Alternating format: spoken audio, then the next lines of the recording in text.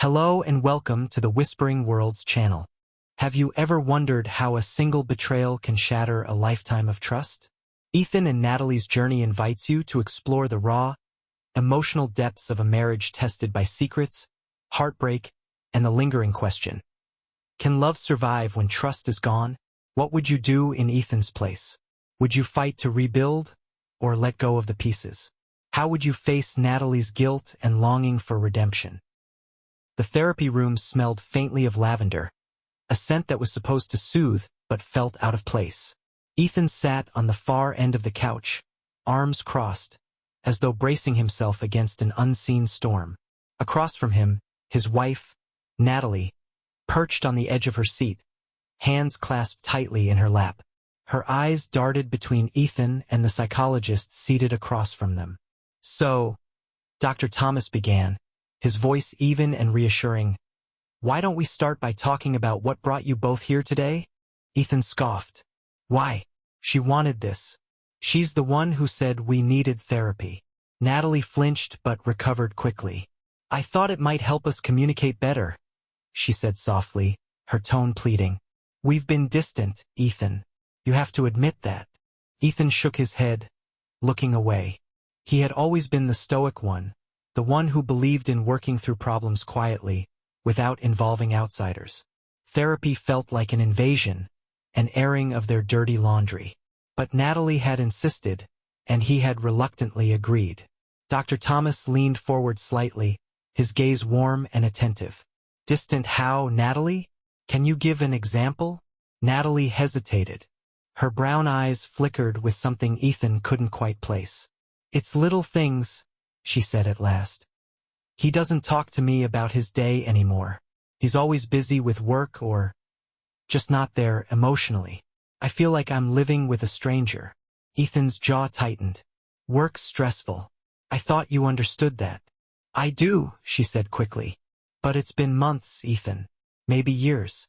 I don't know when it started, but I feel like I've been trying to reach you, and you're just—" She broke off, her voice trembling. Dr. Thomas nodded sympathetically.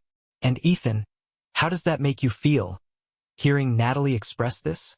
"I don't know," Ethan muttered, his eyes fixed on a spot on the floor. "Like maybe I'm not enough anymore. Like she's looking for reasons to blame me for everything that's wrong." Silence hung heavy in the room. Dr. Thomas glanced between them, his face unreadable. Finally, he spoke. "It's clear there's a lot of hurt on both sides. But you're here, which tells me there's still a part of you that wants to make this work." Natalie's eyes welled up, but she nodded. Ethan didn't respond. The drive home was suffocating. Ethan gripped the steering wheel tightly, his knuckles white. Natalie sat beside him, staring out the window, her reflection faintly visible in the glass. Neither spoke. When they pulled into the driveway of their suburban home, Ethan killed the engine and finally broke the silence. "Do you really think this is going to fix us?" Natalie turned to him, her face a mixture of hope and desperation. "I don't know, Ethan, but we have to try, don't we?" He didn't answer. Instead, he got out of the car and walked into the house without waiting for her. The days that followed were tense. They continued with therapy, but Ethan remained skeptical, and Natalie seemed increasingly restless. Moments of tenderness were rare, overshadowed by the weight of their unspoken issues. Ethan's focus shifted to work, burying himself in projects to avoid the growing distance between them. One evening, as Ethan sat in his home office sorting through spreadsheets, he overheard Natalie on the phone in the next room. Her voice was low, almost conspiratorial. He couldn't make out the words, but the tone was unmistakable. Intimate, familiar. His chest tightened, but he shook off the unease. He told himself he was imagining things. Yet the seed of doubt had been planted. Therapy sessions became increasingly strained. Ethan noticed subtle changes in Natalie. She seemed more animated when speaking with Dr. Thomas, her laughter lighter, her gaze lingering. He told himself it was nothing, a product of her relief at finally being heard. But the nagging suspicion grew, a shadow he couldn't shake. By the end of the month, Ethan found himself lying awake at night, staring at the ceiling, wondering if the foundation of their marriage was cracking under the weight of something he couldn't yet see. Ethan sat at the kitchen table, his laptop open but ignored. The faint hum of the refrigerator and the occasional sound of a passing car outside were the only interruptions in the stillness of the house. His coffee, untouched, had gone cold. His thoughts were elsewhere, replaying fragments of recent weeks that felt more and more like pieces of a puzzle he couldn't quite assemble. Natalie breezed into the room, her hair damp from a shower. She wore the same faded sweatshirt she often did on her days off. But there was something different about her. A lightness, a subtle vibrancy that Ethan couldn't ignore. He'd noticed it more frequently lately, and it gnawed at him. "You're up early," she said, flashing a brief smile as she grabbed a mug from the cupboard. "Big day at work?" Ethan shrugged. "Just the usual. Deadlines, meetings. You?" "Oh, nothing exciting. I thought I might meet up with Sarah later. It's been ages since we've caught up." She poured coffee and leaned against the counter, sipping it absently. Sarah. The name should have put Ethan at ease, but it didn't. He'd heard it mentioned a lot lately, too much maybe. Natalie and Sarah had been friends for years, but their meetups had always been sporadic. Now it seemed like Sarah had become a regular part of Natalie's life. Ethan forced a smile. "That's good.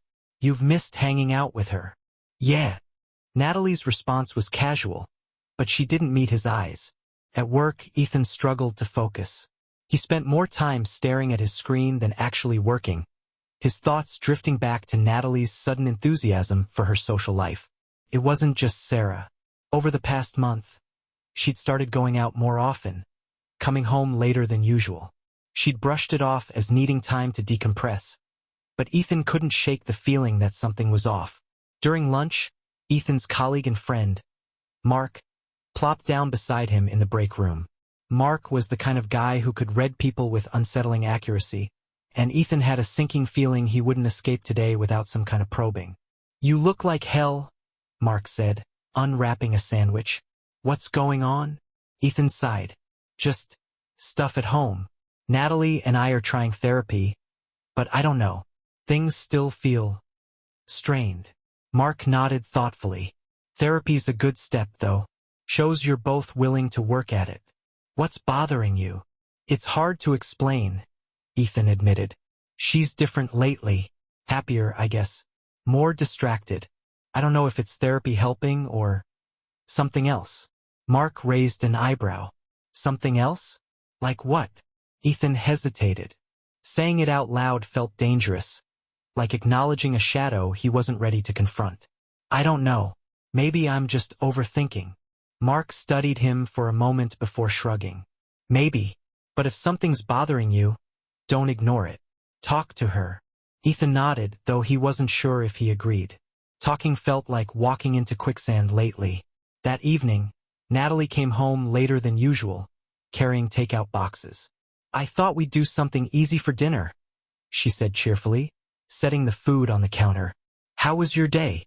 "Fine," Ethan replied. "Yours?" "Good," she said, her tone breezy. "Sarah and I had lunch, and then I ran some errands. Nothing too exciting." Ethan's gaze lingered on her as she unpacked the food. He wanted to believe her, to trust that everything she said was as simple as it sounded. But the unease in his chest wouldn't subside. Over dinner, they talked about mundane things, work, the weather, a neighbor's new dog. Natalie seemed relaxed, even animated.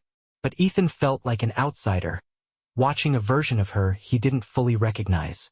Late that night, Ethan lay awake, listening to Natalie's steady breathing beside him. He stared at the ceiling, his mind racing. The shadow of doubt had grown, feeding on every unanswered question, every flicker of suspicion. He didn't want to believe Natalie was hiding something, but the weight of uncertainty was becoming impossible to ignore. As the clock ticked past midnight, Ethan made a decision. He would find out the truth, whatever it might be, and he would face it, even if it shattered everything they had built together. Natalie's days had taken on a strange rhythm. Therapy sessions, coffee meetups with Sarah, and an increasing number of errands filled her schedule. Yet, despite the appearances of normalcy, there was an undercurrent of restlessness she couldn't shake. She had told herself it was just the strain of therapy, digging up old wounds and trying to rebuild her marriage. But deep down, she knew there was more to it. Dr. Thomas had a way of making her feel seen. Their sessions had started off professionally enough, with thoughtful questions and empathetic listening. But over time, their conversations drifted beyond the bounds of therapy. He'd share little anecdotes about his life, and she'd find herself laughing at his dry humor. It felt innocent at first, but Natalie knew she was crossing a line, or at least approaching one. One morning, after a particularly heated argument with Ethan about their dwindling intimacy, Natalie arrived at Dr. Thomas's office early. She sat in the waiting room, clutching her purse, her heart pounding in a way that felt entirely disconnected from the argument itself. "Natalie, come on in," Dr. Thomas called from the doorway, his smile warm and welcoming. She followed him into the room and sat down on the familiar couch. He settled into his chair, his notebook resting on his knee. "Rough morning?" he asked, his tone gentle. Natalie nodded, feeling her throat tighten. "Ethan and I had another fight. I don't know what to do anymore." "What was the fight about?" She hesitated, staring down at her hands. "Everything. Nothing. It's like we're speaking different languages. He doesn't hear me, and I'm not sure I hear him either. It's exhausting." Dr. Thomas leaned forward slightly. "Relationships are hard work, Natalie. And sometimes, when things get tough, it's easy to feel disconnected. But it's clear you care about each other. Otherwise, you wouldn't be here, right?" His words were kind, but it was the way he looked at her. A mix of understanding and something she couldn't quite name, that sent a ripple through her. She felt seen, yes, but also desired. It was a dangerous combination. Meanwhile, Ethan was becoming a master of pretense. He went through the motions at work, joked with Mark at lunch, and even managed to engage in small talk with Natalie over dinner. But beneath the surface, he was unraveling. After his sleepless night, Ethan had started paying closer attention. He'd noticed little things. Natalie's phone was always face down on the counter. She'd started wearing perfume on days she claimed to be running errands. And then there were the therapy sessions. She seemed almost eager to attend, even on days when he felt drained by the prospect. One evening, as Natalie showered, Ethan's curiosity got the better of him. Her phone was on the nightstand, buzzing with a notification. He hesitated for only a moment before picking it up. The lock screen displayed a preview of a text. "Looking forward to seeing you tomorrow. Thomas." Ethan's heart stopped. His grip tightened on the phone as his mind raced. He tapped the screen, but it was locked.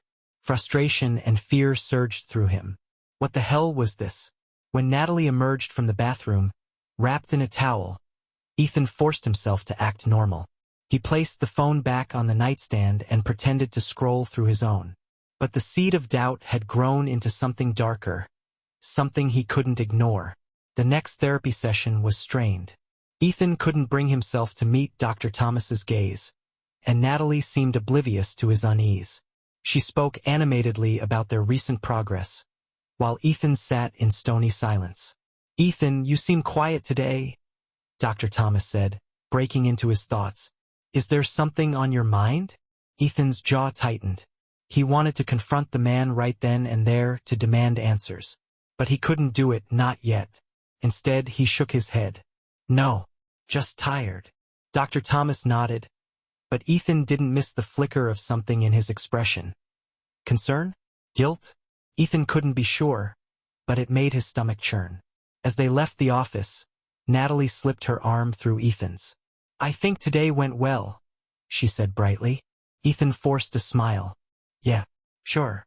That night, Ethan lay awake again, his mind racing with questions he couldn't answer. The text, the changes in Natalie, the unease he felt in therapy, it all pointed to something he didn't want to admit.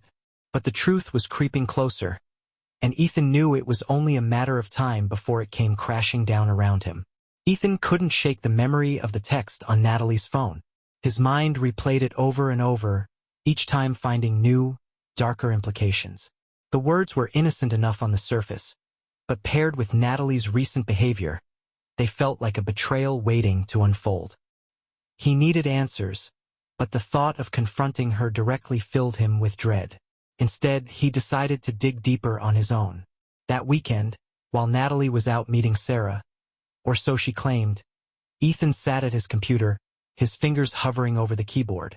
He wasn't sure what he was looking for, but the need to know drove him forward. He searched for information about Dr. Thomas, scrolling through professional profiles and reviews. Everything seemed normal, even exemplary. Yet, the nagging doubt persisted. Finally, he stumbled upon a forum where people discussed experiences with therapists. Most posts were generic, but one caught his eye. A user mentioned switching therapists after feeling uncomfortable with Dr. Thomas's overly familiar approach. The post was vague, but it planted a seed in Ethan's mind. Was he imagining things, or was there a pattern? Natalie, meanwhile, was sitting at a cozy coffee shop across town. But she wasn't with Sarah. Across from her sat Dr. Thomas, his casual attire a stark contrast to the professional image he projected in therapy sessions. Natalie stirred her latte, her hands trembling slightly. "This feels strange," she admitted, keeping her voice low. Dr. Thomas smiled, his expression warm and reassuring. "I understand. But sometimes, stepping outside of routine can help us see things more clearly." She nodded, though her guilt gnawed at her. They'd agreed to meet under the pretense of discussing her therapy progress, but Natalie couldn't ignore the undercurrent of something more. The way he looked at her, the way he leaned in just a little too close, it wasn't professional. And yet, she didn't pull away. "Do you ever feel like you're stuck?" she asked suddenly. "Like no matter how hard you try, you can't make things right?" Dr. Thomas tilted his head thoughtfully. "Sometimes. But feeling stuck is often a sign that something needs to change. Maybe the path you're on isn't the one you're meant to take." His words lingered, and Natalie felt a flicker of something she hadn't felt in a long time. Hope, or was it escape? She wasn't sure, and that uncertainty scared her. That night, Ethan decided to test his growing suspicions. After dinner, as Natalie cleaned up in the kitchen, he casually asked, "How is Sarah today?" Natalie didn't look up from the sink. "Oh, she's good. We had a nice time catching up." Ethan studied her carefully. "What did you talk about?" "Just usual stuff. Work, family. She's thinking about taking a trip soon." Her answers were smooth, practiced, but something about her tone set Ethan's teeth on edge. He nodded, pretending to accept her words, but his resolve to uncover the truth only grew stronger. The following day, Ethan took a bold step. He called Sarah under the guise of casual conversation. They weren't particularly close, but he hoped she wouldn't find the call suspicious. "Hey, Ethan." Sarah sounded cheerful. "What's up?" "Not much," he replied, keeping his tone light. "Natalie mentioned you two met up recently. She said you're planning a trip?" There was a brief pause. I haven't seen Natalie in weeks. We've been meaning to catch up, but it just hasn't happened yet." Ethan's stomach dropped. "Oh, maybe I misunderstood," he said quickly, masking his shock. "Thanks, Sarah. Sorry for bothering you." "No problem. Hope you guys are doing okay." He hung up and sat there, staring at his phone. The lie was undeniable now. Natalie wasn't with Sarah that day. So where had she been? When Natalie returned home that evening, Ethan couldn't bring himself to confront her directly. Instead, he observed her more closely than ever. Her cheerful demeanor, her casual conversation, everything felt like a performance. The woman he had trusted for years now felt like a stranger. Late that night, Ethan sat alone in the living room, a drink in his hand. His mind churned with questions and fears. He didn't want to believe Natalie was capable of betrayal, but the evidence was mounting. And with every passing day, the cracks in their relationship deepened. He resolved to find out the truth, no matter the cost. Because if Natalie had chosen a different path, Ethan needed to know where it led, and whether there was any hope of turning back. Ethan had always considered himself a patient man. He prided himself on staying calm under pressure, methodically analyzing situations before reacting. But patience had its limits, and as the days stretched on, the weight of Natalie's deceit bore down on him like a leaden fog. The morning started like any other. Natalie busied herself in the kitchen, humming softly as she made breakfast. Ethan watched her from across the table, his coffee untouched. She seemed so at ease, as if nothing was wrong. The sight made his stomach twist. "What are your plans today?" he asked casually. Natalie glanced at him, her smile bright and effortless. "Oh, just errands. I might stop by Sarah's if she's free." "Why?" Ethan forced a smile. "No reason. Just curious." Inside, his thoughts churned. He couldn't shake the conversation with Sarah from his mind. Natalie's lie had been blatant, and yet here she was, spinning another. He decided it was time to take action. Later that day, Ethan left work early under the pretense of a headache. He parked a few blocks from their house and waited. The minutes crawled by, each one amplifying his anxiety. Finally, he saw Natalie step out of the house, her phone in hand. She looked around briefly before getting into her car and driving off. Ethan followed at a safe distance, his hands gripping the wheel tightly. He hated himself for this, for the spying, the suspicion. But he needed to know. He deserved to know. Natalie's car eventually pulled into the parking lot of a small, nondescript cafe. Ethan parked across the street and watched as she entered. His heart pounded as he debated his next move. Should he confront her now? Wait and see who she was meeting? Before he could decide, his question was answered. Through the large cafe windows, he saw her sit down at a table. Across from her was Dr. Thomas. Ethan's world tilted. He gripped the steering wheel so tightly his knuckles turned white. The sight of them together felt like a physical blow, confirming what his heart had already feared. Their body language was subtle but unmistakable. The lean of their heads, the warmth in their smiles, the intimacy of their conversation. It was a scene that should have belonged to a husband and wife, not a therapist and his client. Ethan sat in his car for what felt like hours, his thoughts spiraling. Anger, betrayal, heartbreak. The emotions crashed over him in waves. He thought about their years together, the promises they had made, the life they had built. How could she do this? How could she betray him with someone who was supposed to help them? Eventually, Natalie and Dr. Thomas left the cafe. Ethan ducked low in his seat as they passed, his heart pounding in his chest. He watched as they parted ways, Natalie returning to her car and Dr. Thomas walking in the opposite direction. It was a small mercy that they hadn't driven off together. When Ethan returned home, Natalie was already there, sitting on the couch with her laptop. She looked up and smiled as he walked in, as though nothing had happened. The sight of her made his chest ache. "You're home early," she said.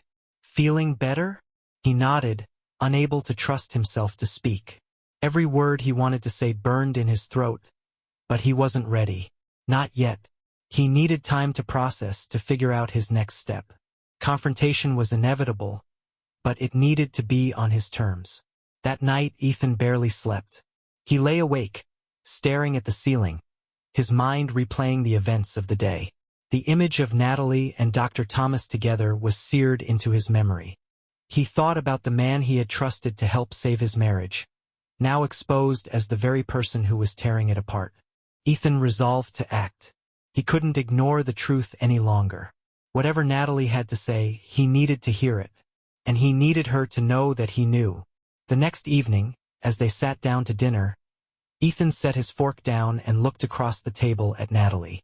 "Where were you yesterday?" he asked, his tone deceptively calm. Natalie froze, her fork halfway to her mouth. "What do you mean?" "I mean," he said, his voice steady but cold. "You said you were running errands and meeting Sarah, but you weren't, were you?" Her eyes widened slightly, panic flickering across her face. "Ethan, Don't lie to me, Natalie," he interrupted, his voice rising. "I saw you at the cafe with Thomas." The color drained from her face, and she set her fork down shakily. For a moment she looked like she might deny it, but then her shoulders sagged, and she let out a shaky breath. "Ethan, I can explain." "Then explain," he said, his eyes locked on hers. "Explain how the man we trusted to help us is the one you've been sneaking around with." Natalie's lips parted, but no words came. The silence that followed was deafening, a chasm that neither of them knew how to cross. The silence between Ethan and Natalie stretched long and heavy, filling the room like a tangible presence. Ethan's gaze didn't waver as he waited for her to answer, his heart pounding in his chest. He felt anger, yes, but also a deep, aching sorrow that made it hard to breathe. Natalie finally broke the silence, her voice barely above a whisper. It wasn't supposed to happen this way. Ethan's jaw tightened. What way, Natalie? Tell me, what was supposed to happen? She looked down at her hands, her fingers twisting the edge of her napkin. I never meant to hurt you. I never meant for any of this to go so far. That's not an answer, Ethan said sharply. His voice cracked, betraying the depth of his pain. Did you sleep with him? Natalie's head snapped up, her eyes wide with shock. No, it's not like that, Ethan. I swear. Then what is it like? He demanded. Because meeting our therapist in secret, lying about where you've been, it sure as hell doesn't look innocent. Tears welled in her eyes, and she pressed her hands to her face. I don't know how to explain it. Ethan rose from his chair, the legs scraping loudly against the floor. He began pacing the room, running his hands through his hair. Try, Natalie. Try to explain how the man who was supposed to help us became the person you confide in instead of me. I was lost, she blurted out, her voice breaking. I felt alone, Ethan. You were so distant, so wrapped up in work and your own world. And Thomas, Dr. Thomas, he listened. He understood me in a way I felt like you didn't anymore. Her words hit Ethan like a punch to the gut.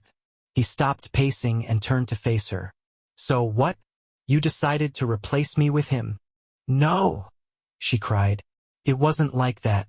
I got carried away. I thought I could handle it, that it would stay professional. But the lines blurred, and I didn't know how to stop it. Ethan stared at her, a bitter laugh escaping his lips. You didn't know how to stop it? You could have started by telling me the truth. I was scared, Natalie admitted, tears streaming down her face. I didn't want to lose you, Ethan. I thought if I could just figure things out, if I could sort through my feelings, I could fix us. Fix us? Ethan repeated, his voice laced with disbelief. You thought sneaking around with Thomas would fix us? I know I've messed up, she said, her voice trembling. I know I've hurt you, and I'll never forgive myself for that. But it wasn't about him. It was about me, about feeling seen, feeling alive again. Ethan sank back into his chair, the fight draining out of him. He pressed his hands to his face, overwhelmed by the weight of her words. Do you love him? Natalie hesitated for a fraction of a second too long. No, she said finally. It wasn't love. It was a mistake, a terrible mistake. The hesitation wasn't lost on Ethan. He felt like he was standing on the edge of a cliff, the ground crumbling beneath his feet. And me? Do you still love me? Her answer came quickly this time, her voice filled with desperation. Yes, I love you, Ethan. I never stopped. But the words felt hollow to him, like a bandage slapped over a wound too deep to heal. That night, they didn't sleep in the same bed. Ethan stayed in the living room, staring at the ceiling as the hours ticked by. He replayed the confrontation in his mind, searching for clarity but finding none. The pain of betrayal gnawed at him, making it impossible to think straight. Natalie stayed in the bedroom, the door closed between them like a wall neither dared to breach. She cried softly, the sound barely audible but piercing in the stillness of the night. In the days that followed, the atmosphere in the house was unbearable. They spoke only when necessary, their conversations terse and strained. Natalie tried to bridge the gap, cooking Ethan's favorite meals, leaving small notes of apology on the counter. But he couldn't bring himself to respond. Instead, Ethan threw himself into his woodworking. The rhythmic motion of carving and sanding became his solace, a way to drown out the chaos in his mind. The garage became his sanctuary, the only place where he could breathe without feeling like the walls were closing in. One evening, as Ethan worked on a new project, his friend Mark stopped by. Mark had a knack for showing up uninvited, but Ethan didn't mind this time. He needed the distraction. "What's going on, man?" Mark asked, leaning against the workbench. "You've been quiet lately. Everything okay?" Ethan hesitated, then sighed. "No, not really." Mark frowned. "Talk to me. What's up?" After a long pause, Ethan told him everything about Natalie, about Dr. Thomas, about the lies and the confrontation. Saying it out loud felt like ripping open a wound, but it was also a release. Mark listened without interrupting, his expression a mix of sympathy and anger. "That's messed up," he said when Ethan finished. "Really messed up. What are you going to do?" "I don't know," Ethan admitted. "I feel like I can't trust her anymore. But I don't know if I'm ready to give up." Mark nodded slowly. "Whatever you decide, just remember you don't have to go through this alone. I'm here, man." Ethan managed a small, grateful smile. "Thanks, Mark." As his friend left, Ethan felt a flicker of something he hadn't felt in weeks. Hope. It was faint and fragile, but it was enough to keep him moving forward, one step at a time. Ethan woke up to the faint sound of birds chirping outside the garage window. He had fallen asleep on the worn-out couch next to his workbench, the smell of sawdust thick in the air. The project he'd been working on, a small table with intricately carved legs, sat unfinished, its raw edges reflecting his own uncertainty. He hadn't returned to the bedroom since the confrontation with Natalie. Each night, he chose the garage over the house, burying himself in the precision of woodworking to keep his mind from spiraling. It worked, but only barely. Today, however, felt different. Ethan decided it was time to address the growing chasm in his marriage. He couldn't keep running from it, nor could he pretend things were fine. The question was, did he want to rebuild what had been broken, or was it already too far gone? Inside the house, Natalie sat at the dining table, a cup of untouched tea in front of her. She looked tired, the usual brightness in her eyes dimmed by weeks of tension and sleepless nights. She tried everything she could think of to bridge the gap between her and Ethan, but nothing seemed to work. His silence was louder than any argument they could have had. When Ethan entered, she looked up sharply, surprised to see him. He hesitated in the doorway, then walked over and sat across from her. The silence between them was heavy, but for the first time in days, it felt like they were both ready to face it. "Natalie," Ethan began, his voice low but steady. "We need to talk. Really talk." She nodded, her hands trembling slightly as she clasped them together. "I know. I've been waiting for you to say that." He took a deep breath. "I'm still angry and hurt.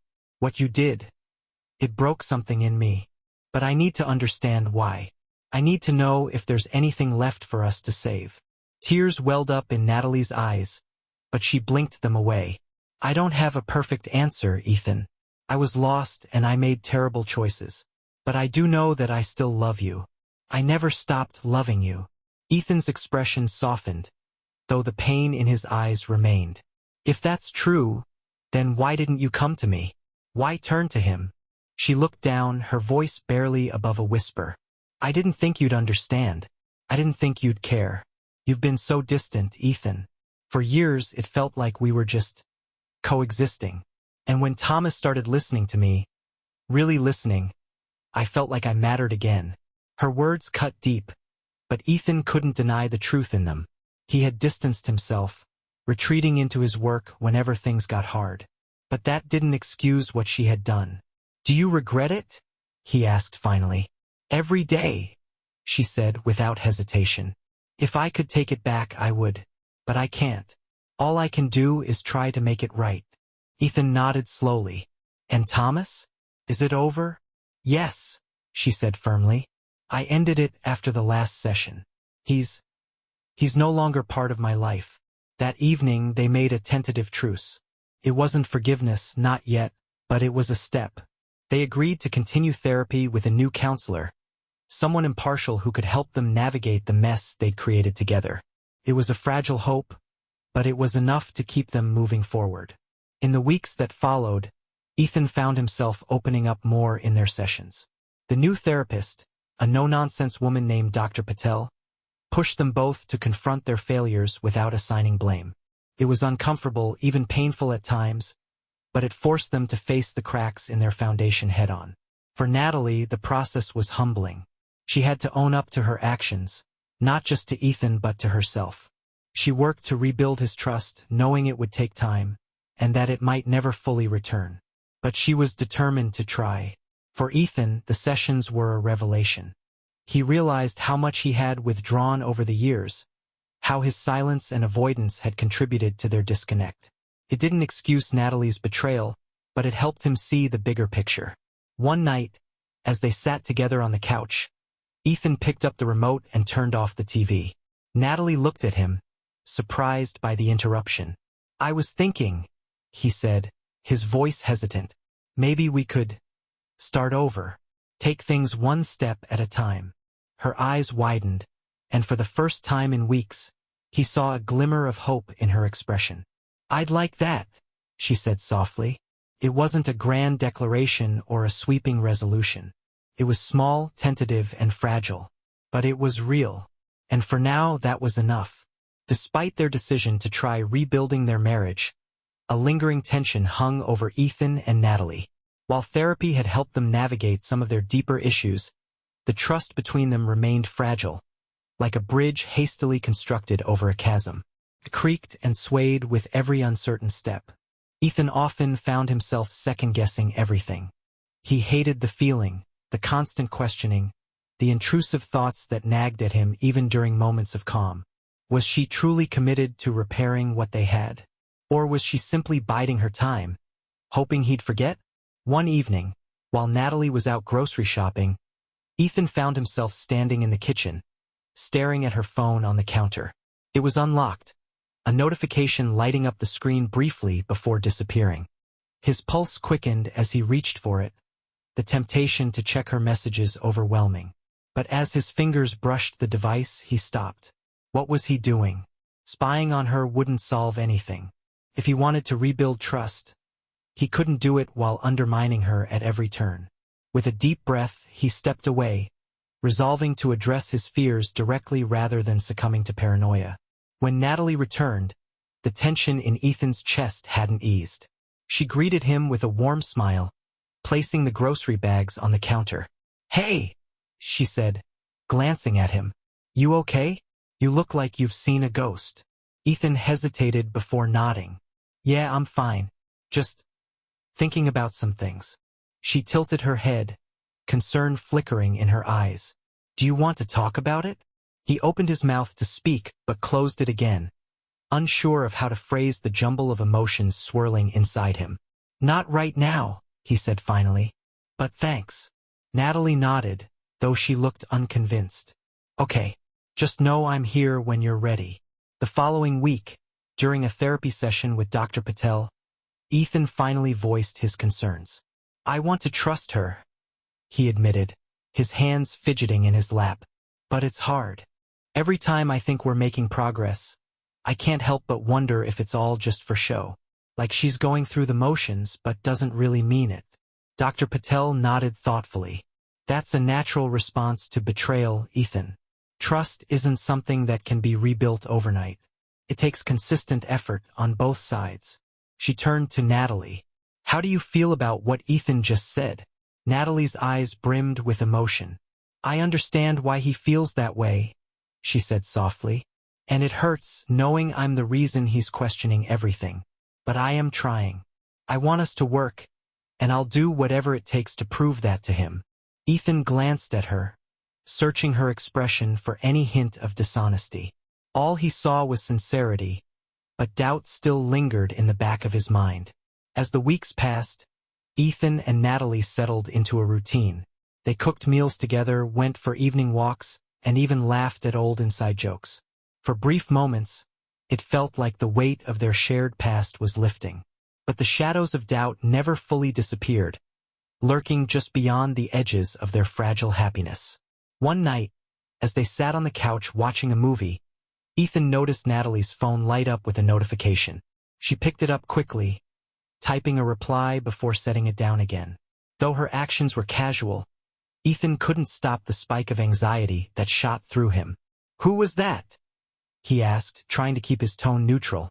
Natalie looked at him, surprised by the question. It was Sarah. She's planning a weekend trip and wanted to know if I'd join her. Ethan nodded, forcing a smile. That sounds nice. But inside, he couldn't help but wonder if she was telling the truth. Later that night, Ethan lay awake in bed, staring at the ceiling. Beside him, Natalie's breathing was slow and steady, a sign that she had drifted off. He envied her ability to sleep so easily while his mind raced with questions he couldn't answer. Finally, he slipped out of bed and went to the garage. The table he'd been working on was nearly complete, its smooth surface gleaming under the dim light. He ran his hand over the wood, finding comfort in its solidity. Unlike his marriage, it was something he could control, something he could shape and perfect with his own hands. As he worked, he thought about Dr. Patel's advice. Trust couldn't be forced or fabricated. It had to be earned, piece by piece, through actions and honesty. He wanted to believe Natalie was committed to that process, but part of him wasn't sure he'd ever feel secure again. By the time the sun rose, Ethan had finished the table. It was beautiful, a testament to his patience and dedication. But as he looked at it, he couldn't shake the feeling that, no matter how much effort he put into rebuilding his marriage, it might never be as sturdy as the piece of furniture before him. The crisp autumn air was heavy with the scent of fallen leaves as Ethan and Natalie strolled through the park. It had been Natalie's idea to go for a walk, a way to clear their heads and reconnect. She clutched a to-go cup of coffee, her other hand tucked into the pocket of her jacket. Ethan walked beside her, his hands buried deep in his own pockets, his gaze distant. So, Natalie began hesitantly.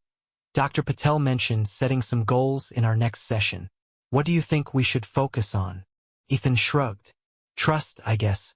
Isn't that what all of this is about? Her steps faltered slightly, but she quickly recovered. I suppose so, but I think communication could help too. Maybe, Ethan replied, his tone flat. The truth was, Ethan's resolve to make things work was hanging by a thread. Every day felt like a balancing act between wanting to believe Natalie's sincerity and the gnawing doubt that whispered she was still hiding something. He hated feeling this way, hated the person he was becoming. A man who couldn't let go of the past.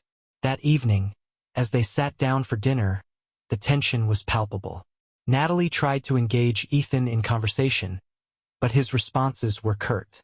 She eventually gave up, the silence between them louder than any argument they could have had. Midway through the meal, Ethan's phone buzzed on the table.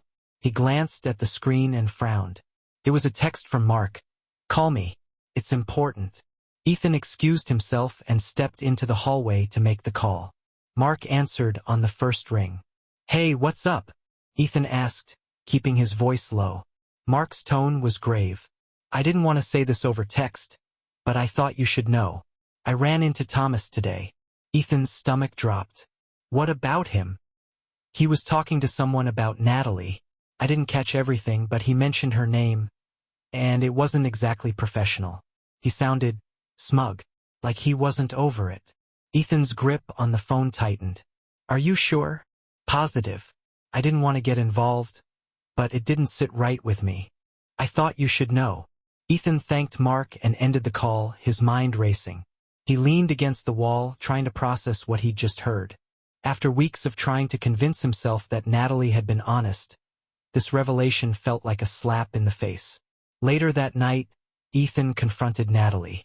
She was in the living room, curled up on the couch with a book, when he walked in and stood in front of her. We need to talk, he said, his voice cold. She looked up, startled. What is it? I talked to Mark, he began, watching her reaction closely. He saw Thomas today. Apparently, he's been talking about you. Care to explain? Natalie's face paled. I don't know what he could have said. Don't play dumb, Natalie, Ethan snapped.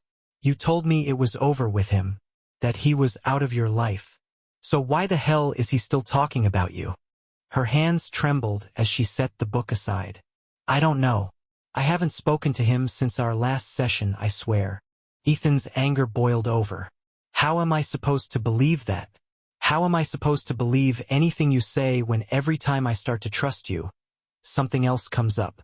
Natalie's eyes filled with tears. I don't know what else to say, Ethan.